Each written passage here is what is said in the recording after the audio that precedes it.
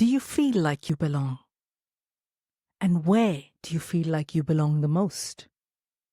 Belonging often gives us a sense of fitting in, or feeling like we are part of something bigger, that we really fit into one place more than any other. I've often struggled with that sense of belonging. And on this podcast episode, I talk about it.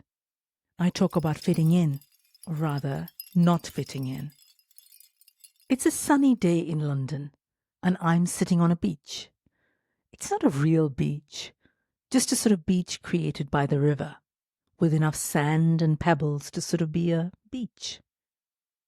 It's somewhere I stumbled across on my bike ride today. It's a beautiful sunny day, which is a rarity in this city of London that I've called home for almost 2 decades. And there are waves. I can hear them crashing onto the shore. If I close my eyes, I can almost imagine that I'm on holiday. I'm not alone. Other people have found this beach too. There's an old man with his dog. He keeps chucking a piece of wood into the river, sending the dog into a frenzy of chasing the log and bringing it back to its owner. The dog's joy at this simple pleasure of chasing a log of wood feels like the sort of joy that I want in my life. There are also 2 young women sunbathing, having put down a mat on the beach. The tall blonde woman helps her much younger friend put sunscreen on her back, taking time and care to rub it into her fair skin. They laugh at the dog chasing that piece of wood, and I think to myself that they look so London. They belong on the banks of this ancient river. They fit among the debris on this bank. Their accents belong to this crazy, frenetic, beautiful city. I start to think, where do I belong? Do any of you listening to this podcast have similar thoughts? Because I have them way too often. I sometimes wonder if it's because I didn't grow up here. I lived a very traditional life in India, where I was born until my early 30s. I lived a life most British people will find unusual, fighting with my family for the most basic rights as a woman. The right not to get married off, the right to pursue the advertising career that I wanted, the right to wear what I wanted, short skirts sometimes, the right to choose my friends, to even talk to boys. When I hear other British South Asians talk about the struggle of their immigrant parents, that feels like my struggle too.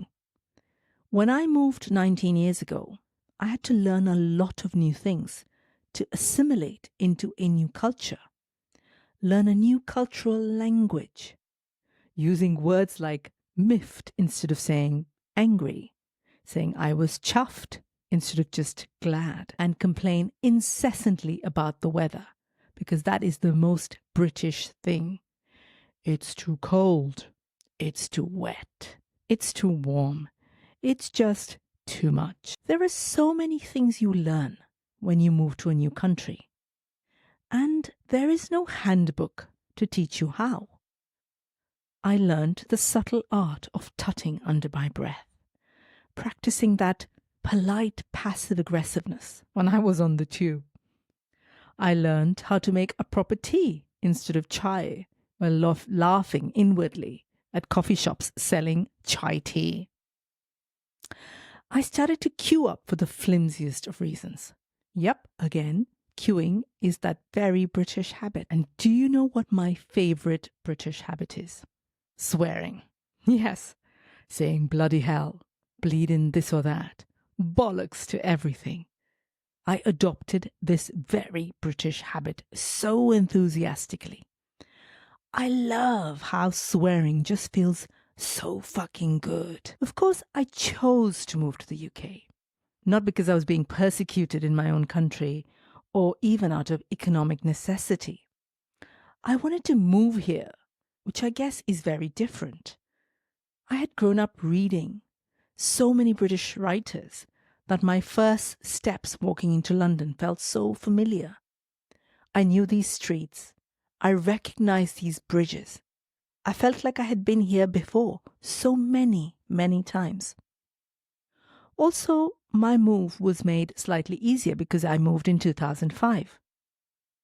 So I didn't really experience any overt racism. But there were many micro-racist comments, like older English women asking me whether we had TV back in India. Yes, we do. 75 channels, actually. Or whether they asked whether my family lived in a hut and kept cows. I didn't bother responding to that. And also, of course, people always congratulating me on my excellent English, which sounds like a compliment, but really isn't. I usually replied to that with my newly acquired, sarcastic British, "Thank you very much." So yes, I gained a lot of things.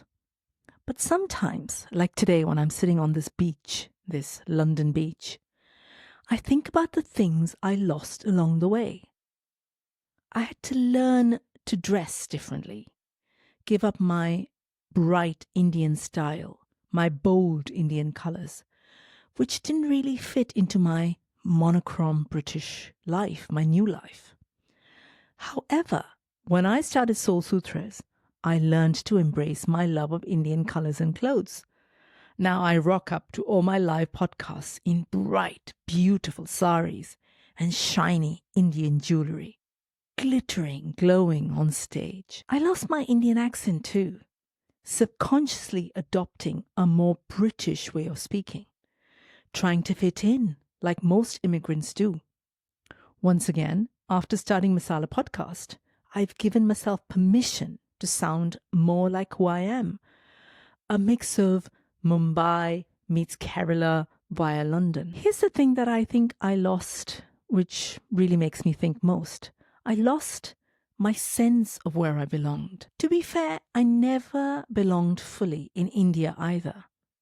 A lot of my ideas about how I wanted to live my life weren't compatible with the Indian value systems I was taught back then in the 80s.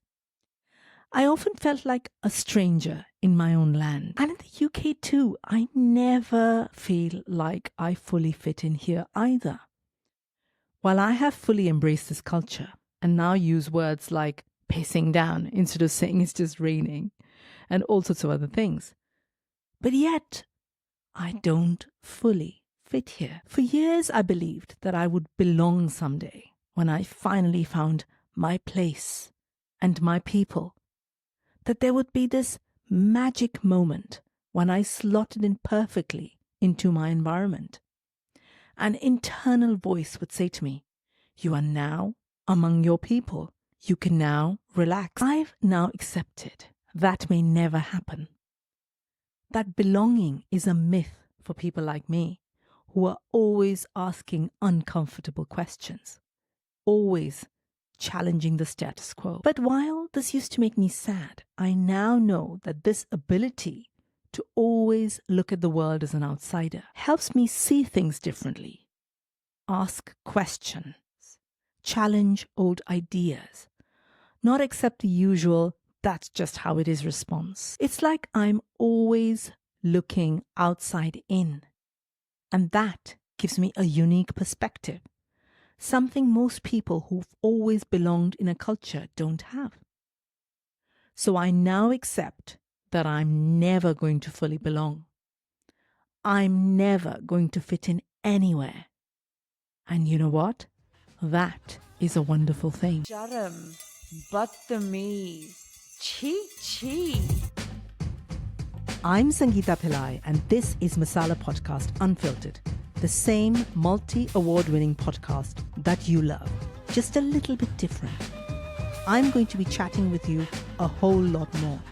I'm going to be more real with you, more raw, more vulnerable. I hope that makes you feel less alone in your own life journey. I'm going to give myself the space and the grace to be just me. I hope that gives you the space to be more